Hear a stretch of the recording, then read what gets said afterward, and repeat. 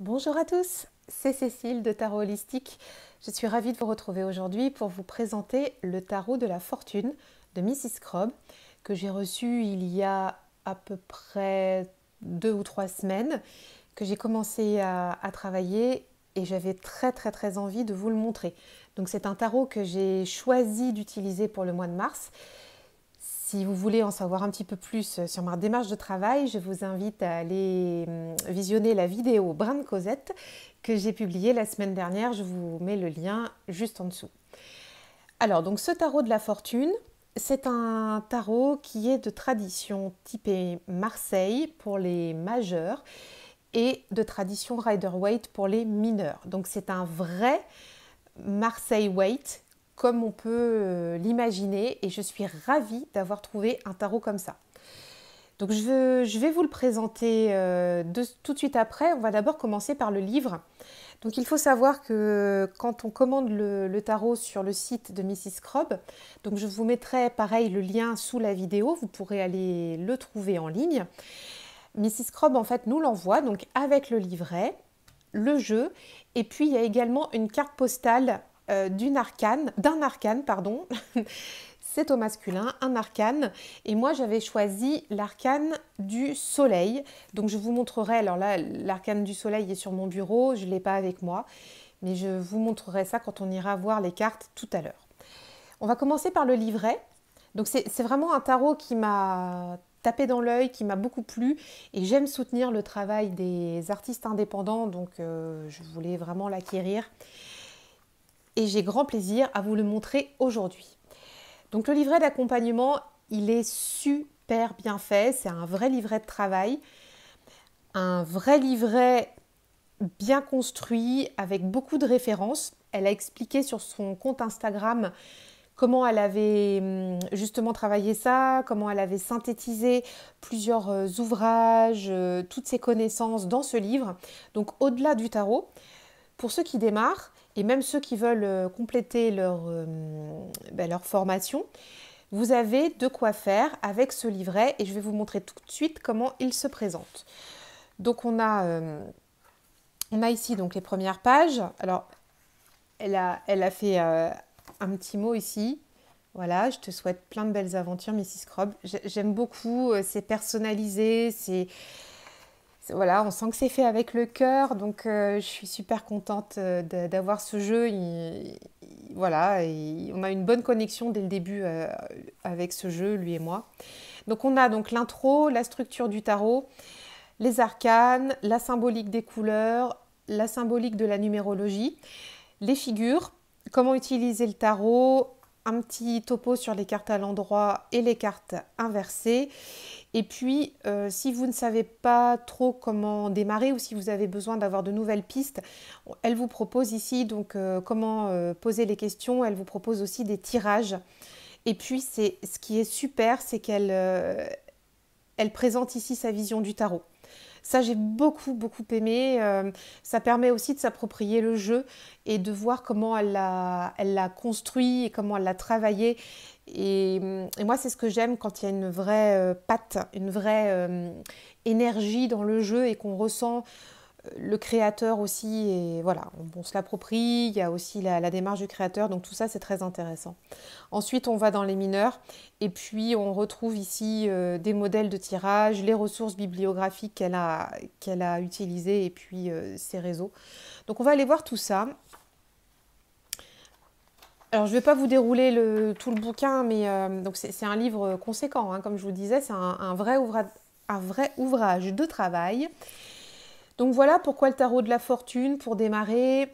Ensuite on a la structure du tarot, donc ça c'est de façon générale. Elle va présenter les arcanes, les séries qui existent ici.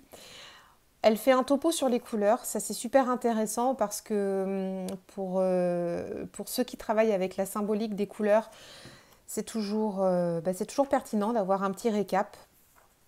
Moi quand j'ai appris le Marseille, on se basait énormément sur les couleurs, donc je suis contente de retrouver ça ici. La numérologie, c'est pareil, je retrouve des choses du Marseille également, donc ça me plaît beaucoup. Les figures, si vous avez besoin d'avoir un point sur les personnages de la cour, c'est ici. Comment on utilise le tarot de façon générale. Ensuite, un topo, donc comme je vous le disais tout à l'heure, sur les cartes à l'endroit et les cartes à l'envers. On a la présentation de comment on peut poser des questions, à quoi peut répondre le tarot. Ça, c'est top. Tirage en une seule carte, tirage en plusieurs cartes, sachant qu'elle vous propose à la fin de l'ouvrage des modèles de tirage. Voilà, j'ai trouvé la page tout de suite. Donc ici, on a le tirage de la semaine, le tirage du mois, tirage de l'année, des tirages anniversaires si vous avez besoin de faire des points en fonction de dates précises au cours de l'année. Encore d'autres domaines, voilà, psychologique, spirituel, matériel, les ombres aussi, un petit topo là-dessus. Donc ça, c'est super intéressant. Donc il y a de quoi faire dans ce livret. On a ici, donc, alors ça j'étais très contente aussi de retrouver ça dans son ouvrage, le chemin des arcanes majeurs, comment on chemine dans le tarot, quel est le chemin à emprunter, c'est top. Très contente d'avoir retrouvé ça ici. Le soi dans le monde, le soi avec soi, le soi accompli et quand on a fait la boucle, quand on repart au début. C'est voilà, elle a expliqué toute la démarche ici, donc c'est très bien, c'est très très bien synthétisé. Ça vous évite, si vous débutez d'aller dans des encyclopédies de tarot, vous perdre, là vous avez tout l'essentiel et c'est très bien vulgarisé, c'est très facile à comprendre et à lire. Vraiment, je recommande. Sa vision du tarot, c'est chouette, elle raconte comment elle en est venue là et on arrive tout de suite dans les arcanes majeurs ici et on va ensuite dans les arcanes mineurs et ça se fait un petit peu sur le même modèle, c'est-à-dire que les majeurs, on a donc des mots-clés pour les présenter, donc là ici on est sur le battleur, le symbole astrologique, la carte, ce qui est dessiné dessus, les aspects positifs, les aspects négatifs. Alors je vais essayer de vous trouver le battleur. Normalement, j'ai remis le jeu dans l'ordre, si je ne me trompe pas. Ah bah non, il n'est pas dans l'ordre, donc voilà. Alors, eh bien, on va aller du côté du diable. C'est le premier arcane majeur qui arrive ici. Donc, je vais vous montrer un petit peu comment vous pouvez lire la carte avec son bouquin. Le diable, pardon. Je vous parle et je ne fais pas attention à ce que je fais en même temps. Donc ici, vous avez la carte du diable. Si vous avez besoin d'aller vous référer au livret, vous avez de quoi interpréter la carte avec les mots-clés, ici. Vous avez le symbole astrologique, donc sur la carte ici, je vais le mettre à côté, donc on voit toujours la ring light, il va falloir que je trouve une solution pour régler ce problème. Ici, on a le symbole du scorpion, et vous retrouvez les explications là sur le livre, astrologie, donc associée au scorpion, et elle vous explique un petit peu plus au niveau de l'astro. Elle vous décrit aussi la carte. Donc là, pour le diable, la carte est ici un être chimérique, longue corne, etc. Donc elle vous explique vraiment tout ce que vous avez devant vous et comment vous pouvez lire la carte avec les couleurs, avec les personnages. Voilà, d'où vient, quelle est l'histoire de la carte, comment vous pouvez la comprendre. C'est super intéressant. Pour la polarité positive, vous la retrouvez ici et pour la polarité négative, ici. Donc c'est très complet. Et quand on est sur une carte d'arcane mineur, hop, voilà, on a pareil les mots-clés, la carte, l'aspect positif et l'aspect négatif. On n'a pas de symbolique astro, mais franchement c'est super bien développé. Vous avez aussi les grandes lignes de la carte ici. Donc là par exemple, As de bâton, fais comme il te plaît, agis maintenant. Voilà, donc c'est extrêmement complet. Vraiment, je vous le recommande si vous débutez le tarot, si vous avez besoin de reprendre des bases ou si vous voulez même en savoir plus parce que c'est vraiment très bien fichu et c'est un très très très très joli jeu. Alors, je vais vous montrer tout de suite les cartes. Donc, on va laisser le livret de côté. Donc, la boîte le jeu vient dans une boîte en carton, donc qui se présente comme ceci, donc qui est assez costaud, hein. C'est pas juste un petit carton tout fin, on est sur un carton, je trouve, de bonne qualité. Et le jeu est petit. On n'a pas des grandes cartes comme un jeu de tarot classique, on a vraiment un jeu, vous voyez, qui tient dans la main, ici, qui va se battre facilement et qu'on peut emmener partout. On n'est pas embêté par la taille des cartes. Alors attendez, je vais essayer de vous trouver un jeu de cartes un peu plus classique au niveau du tarot. J'en ai un ici, hop. Si je vous montre ici par rapport à un jeu comme ça, vous voyez la taille des cartes, on est quand même beaucoup plus petit. Donc là, c'est plus facile à transporter. Voilà. Le dos se présente comme ceci, une étoile. C'est joli, hein. C'est vraiment très très très joli. Donc ce que je vais faire, c'est que je vais couper la caméra et je vais le remettre dans l'ordre. Je reviens vous le montrer tout de suite. À tout de suite. Et me voilà de retour avec le jeu rangé dans le bon ordre. Je vais vous présenter donc les cartes et vous montrer comment Mrs Scrobb a fait tout ça, a mélangé donc le Marseille et le Waite pour faire ici un vrai Marseille Waite, comme moi je l'entends, avec des petites subtilités et je vous montre ça tout de suite.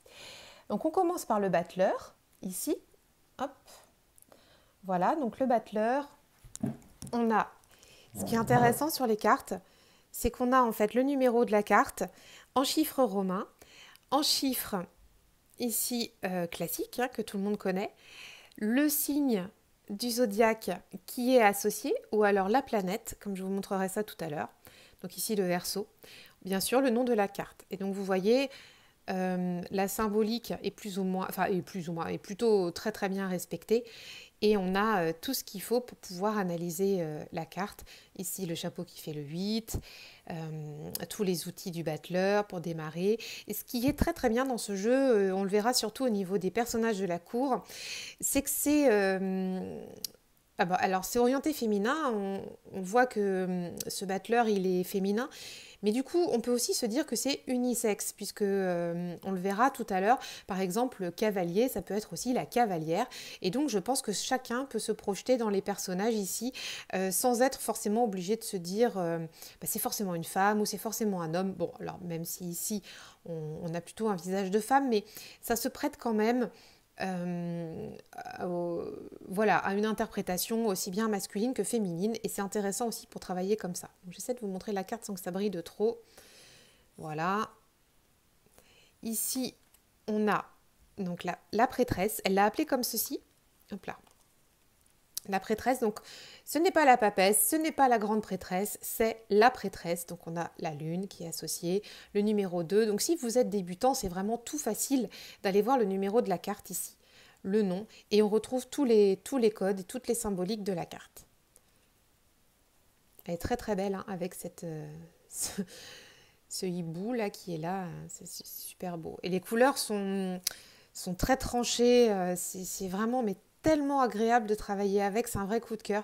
Et juste pour finir là sur la qualité du jeu, je vous parlais de la boîte tout à l'heure, mais vous voyez les cartes elles sont relativement épaisses et donc c'est vraiment de la très bonne qualité, je suis vraiment ravie. Au niveau de l'impératrice, donc voilà, on a une impératrice très comment dire, très fertile, très voilà, très créatrice, hein, c'est une super belle carte. Donc pareil avec l'impératrice ici, hop, voilà, on a l'empereur ici, donc avec le signe du lion, là par exemple, voilà, donc toujours le 4, hein, les numéros classiques sur le côté, le hiérophante, donc elle a gardé le nom du Rider-Waite, elle n'a pas nommé le pape, ici, mais on retrouve la version classique du visuel. On a les amoureux. Donc pareil, hein, sur le nom de la carte, on est plutôt là sur une version rider, puisque dans le Marseille, c'est l'amoureux. Mais bon, c'est pas du tout gênant. Mais je vous montrerai après pourquoi pour moi, c'est un vrai Marseille. On a le chariot. Et justement, on y vient à cette version de vrai Marseille parce que le chariot dans le Marseille, il est Sagittaire. Ici, il est Sagittaire. Et dans le Rider-Waite, par exemple, le Sagittaire est associé à la tempérance. Donc pour moi, ici, on est vraiment dans une symbolique Marseille. Et ça me touche d'autant plus que je suis Sagittaire et que je me reconnais vraiment beaucoup, beaucoup dans le chariot et beaucoup moins dans la tempérance. Mais bon, ça, c'est très personnel. Encore une fois, mais j'ai l'habitude d'associer les signes avec la version Marseille et beaucoup moins avec la version Rider. Donc ici, moi, je m'y retrouve beaucoup plus. Donc la justice en 8. Pareil, version Marseille, hein, donc on retrouvera la force en 11. Ça me plaît énormément. Je sais pas, je m'interroge toujours à savoir pourquoi cette force a été mise en 8 dans le Rider. Vaste sujet, j'ai lu à ce sujet, enfin voilà, j'ai lu beaucoup de choses là-dessus, etc. Donc je comprends pourquoi ça a été fait, mais moi, c'est pas trop ma sensibilité, donc je suis bien contente de la retrouver ici en numéro 8. Donc ici, le 9, l'ermite. Très très belle ermite aussi, avec sa lanterne. Moi je trouve là pour le coup qu'il est vraiment assez expressif. Cet ermite, il est très coloré, son petit pompon là en forme d'étoile, c'est vraiment super chouette. On a la roue de fortune. Voilà. La force, donc je vous en parlais à l'instant. Voilà. On a ici le suspendu au lieu du pendu. Donc elle l'a renommé comme ça et c'est vraiment sympa pour le coup. L'arcane sans nom, qui dans le Rider est la mort, et ici, version Marseille, l'arcane sans nom. Donc ça c'est pareil, ça me va très bien. Très très très jolie carte. Et on est dans la version Marseille, hein, juste pour préciser, l'arcane sans nom a sa faux, on n'est pas sur la mort, sur son cheval, comme dans la version Rider. Donc c'est pour ça que pour moi ici on est sur une démarche Marseille. La tempérance, le diable, voilà je vous l'ai montré tout à l'heure, la tour. Alors la tour, elle s'appelle comme dans le Rider, Marseille c'est la maison Dieu. Donc vous voyez, il y a un mix assez sympa des deux, mais qui reste très cohérent.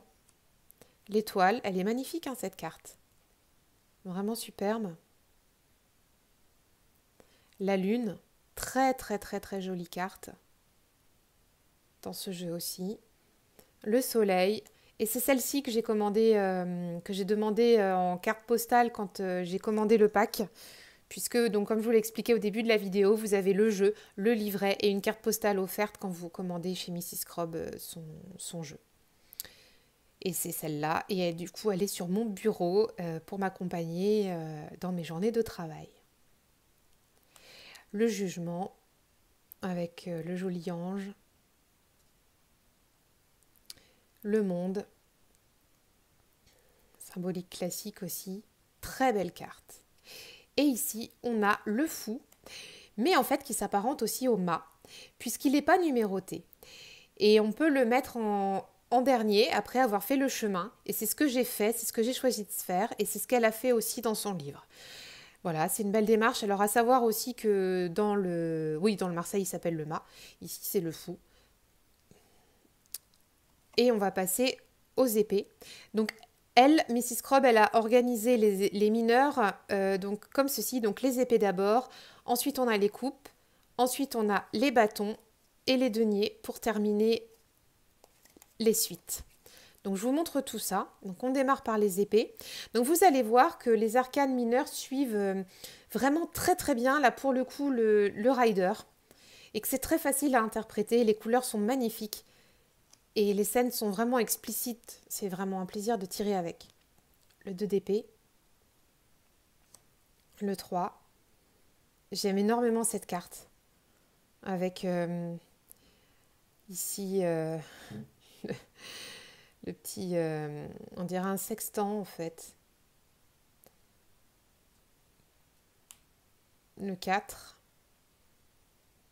Représentation très très très classique, mais c'est revisité et c'est un tarot qui est frais, qui est avec des couleurs vives, qui est vraiment je vous dis à la lecture, hyper pertinent. Le 6 d'épée, donc pareil, tirage classique, enfin illustration classique. Le 7 d'épée. Le 8.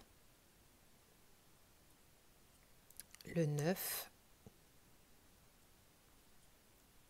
Le 10. Là, elle envoie cette carte hein, quand même. Il y a du tonnerre de partout. Elle est pas très réjouissante. Le page d'épée, très belle carte.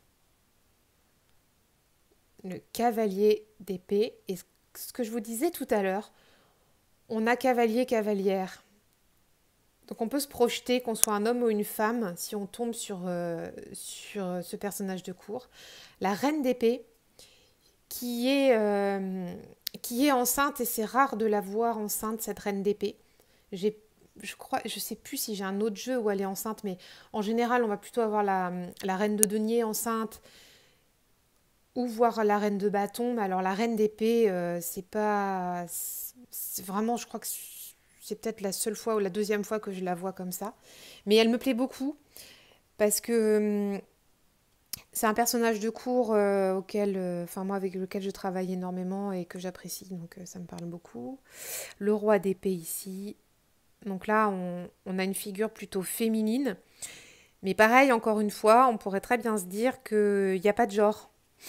Et c'est un super intéressant. As de coupe. Voilà, 2 de coupe. 3 de coupe. Magnifique carte ici. C'est vraiment la fête. Et ce qui est rigolo dans ce jeu, c'est qu'on a des personnages qui sont habillés un petit peu de façon historique et d'autres avec des vêtements plus modernes, comme ce 3 de coupe. Mais l'équilibre est bien amené. 5 de coupe.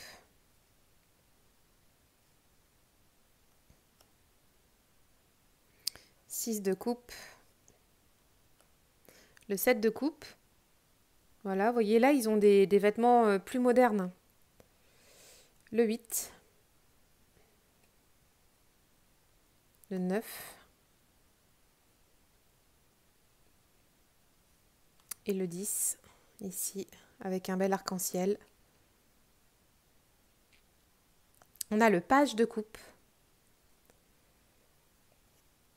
Le cavalier sur son cheval blanc. La reine. Le roi, qui est plus âgé. Bon, là, c'est un homme, hein. Il y a une barbe, il n'y a pas d'ambiguïté. L'as de bâton. Donc, cette suite-là, elle est très vive aussi. Le 2 de bâton. Le 3. C'est super intéressant. Avec ce personnage qui a un pied sur la barque, prêt à partir. Un peu à terre. C'est vraiment le départ vers l'aventure. On se dit qu'on peut sortir de sa zone de confort. Vraiment, cette carte, pour le coup, très parlante. Le 4 de bâton. Le 5. Le 6. 7. Là, on a une belle guerrière. Le 8. Le 9. Le 10.